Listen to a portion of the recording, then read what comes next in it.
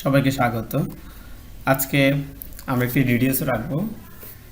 বিশেষ করে এটা হচ্ছে একটি ইসেন্ট্রিক রিডিউসার। আমরা যারা রিডিউসার নিয়ে কাজ করি আমরা জানি এটা হচ্ছে ইসেন্ট্রিক রিডিউসার। আর এখানে দুটি রিডিউসার আছে, একটা হচ্ছে ইসেন্ট্রিক, একটা হচ্ছে কনসেন্ট্রিক। আমরা যদি মনোযোগ দিয়ে দেখি তাহলে দেখতে পাচ্ছি যেটি কনসেন্ট্রিক রিডিউসার সেটির দুই প্রান্তের সেন্টার কিন্তু একটা, কিন্তু আমরা যদি ইসেন্ট্রিক দেখি তাহলে কিন্তু সেন্টার দুটি একই নয় এবং একটি অংশ সমান্তরাল আছে এখানে। সো আমরা দেখব এটি কিভাবে সলিডওয়ার্কসের সাহায্যে আঁকতে হয়। এটি একটি বাস্তব ইমেজ, ইন্টারনেট থেকে সংগ্রহ করেছি। এই ইমেজের মাধ্যমে আমরা বুঝতে পারি যে ইসেন্ট্রিক রিডিউসারটি কেমন হবে। সো আমি আর দেরি না করে একটি নতুন উইন্ডো নিচ্ছি। তো প্রথমে সেজন্য আমাদেরকে যে কাজটি করতে হবে, ফ্রন্ট প্লেনে যেতে হবে। সেটাকে নর্মাল করছি, স্কেচ করছি। প্রথমে একটি বৃত্ত আঁকবো ফ্রম দ্য অরিজিন। সেই বৃত্তটির ডায়ামিটার দিয়ে দিচ্ছি।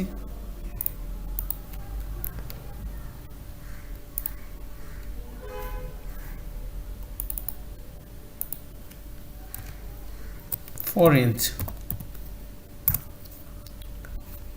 এবং এই বৃত্তের জন্য একটি সেন্টার লাইন নিচ্ছি আমরা এখানে।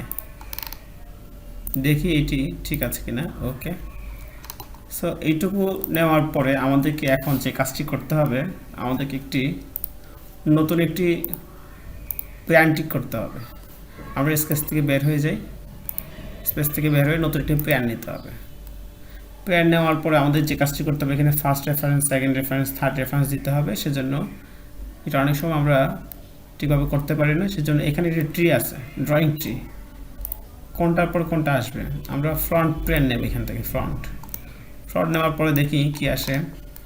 এখানে ইতিমধ্যে আমরা 6 ইঞ্চি নেব। 6 ইঞ্চি দূরে নতুন একটি প্ল্যান তৈরি হবে। এখানে দেখাচ্ছে ফুলি ডিফাইন্ড, তার মানে এখানে আমরা আর কিছু করার নাই। এখন আমি যে কাজটি করব সেটা হচ্ছে এই অবস্থায় এটার ফ্রন্ট ভিউটা দেখব। আমি ফ্রন্ট ভিউ দেখব এবং আমি নতুন যে 1 নিয়েছি, প্লেন 1, সেটাকে আমি স্কেচ করব। এটার উপরে করব। আমি যা কিছু আঁকবো এখন এটার উপরে ঠিক সমান আরেকটি রেখা আঁকছি। আমরা দেখি এই রেখাটি কিন্তু এখানে হয়নি, নতুন যে প্ল্যানটি নিয়েছি তার উপর হয়েছে। এখন যে কাজটি করব, আরেকটি বৃত্ত আঁকবো। এই যে নতুন একটি রেখা এঁকেছি তার একটি সেন্টার লাইন আছে, সেন্টার পয়েন্ট আছে, সেই পয়েন্টের উপরে একটি বৃত্ত আঁকবো। এই ভিতরে ডায়ামিটার আমার দেওয়ার প্রয়োজন নেই। তারপর দেখি, হ্যাঁ, এটা হবে 2 ইঞ্চ। ওকে, এখন যে কাজটি করতে হবে আমাদেরকে, ওকে দিচ্ছি।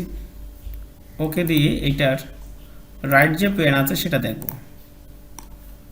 রাইট প্লেনে আমরা একটি স্কেচ থেকে বের হয়ে যাই। রাইট প্লেন এডিট করতে হবে, এডিট, একটি সেন্টার লাইন আঁকবো, অর্থাৎ এখান থেকে এই পয়েন্ট পর্যন্ত। ঠিক আছে, যেহেতু আমরা আগে দেখেছি যে এইটা একই লাইনের উপরে অবস্থান করছে এবং একইভাবে এইটাও, অর্থাৎ আমরা এখন ইসেন্ট্রিক করছি, একই লাইনের উপর অবস্থান করছে। সেজন্য আমাদেরকে একটা লাইন ফিক্স করতে হবে। ওকে,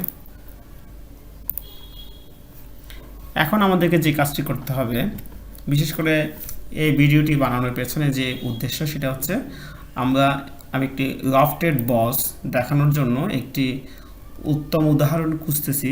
তো খুঁজতে মনে হলো যে ইসেন্ট্রিক রিডিউসার যদি আঁকি সেক্ষেত্রে লফটেড বস দেখানোটা খুবই সহজ। আমি স্কেচ থেকে বের হয়ে যাচ্ছি। এখানে হচ্ছে লফটেড বস অর বেস। তো এই লফটেড বস বেস আমরা যখন হ্যামার রাখবো সেখানেও আছে, বা কোনো একটি যদি পানির বোতল রাখি সেখানেও আছে। এটা বিভিন্ন সময় আমাদের কাজের ক্ষেত্রে সামনে আসবে যখন এটি প্রয়োজন হবে। তো সেইটা দেখানোর জন্যই বেসিক্যালি আজকের এই ইসেন্ট্রিক রিডিউসারটি আঁকা। সেই সাথে একই সাথে ইসেন্ট্রিক রিডিউসারটি দেখা হয়ে যাবে। সো আমি লফটেড বসে ক্লিক করছি, অ্যাটলিস্ট 2 প্রোফাইল নিতে হবে বলছে। তো আমি প্রথমে দুটি প্রোফাইল নিচ্ছি, একটি হচ্ছে এটি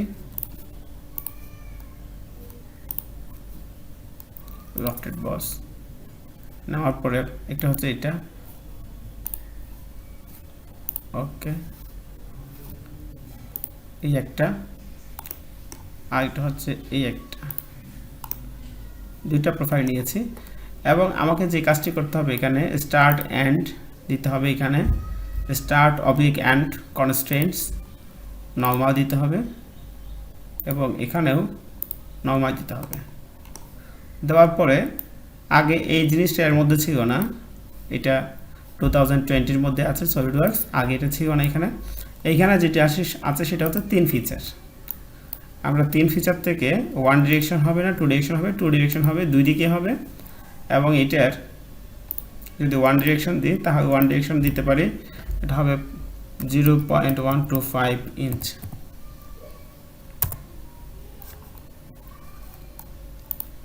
ওকে, আমরা দেখতে পাচ্ছি দুই দিকেই ছিদ্র হয়ে গিয়েছে। সো এইটা হচ্ছে বেসিক্যালি আমরা যদি এটার হয়েছে কিনা দেখার চেষ্টা করি, দেখা যাচ্ছে এটার যে পজিশন সেটি হরাইজন্টাল অবস্থায় অবস্থান করছে। তো এখানে আরেকটা যে কাজটি করতে হবে সেটা হচ্ছে এখানে একটু ফিলেট করি, তাহলে এটা দেখতে সুন্দর দেখাবে। এবং এখানে এটা 10 mm হবে না, এটা দেব 0.0125, খুবই কম।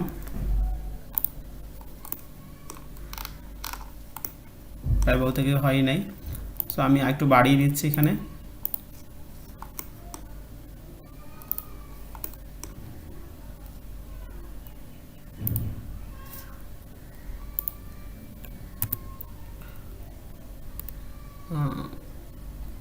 ওয়ান mm দিয়ে দিচ্ছি,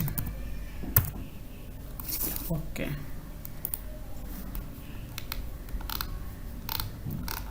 সো এইটা হচ্ছে বেসিক্যালি আমাদের ইসেন্ট্রিক রিডিউসার। সো আমরা এইভাবে লফটেড বসের সাহায্যে যে কোনো কার্ভেচার আঁকতে পারি।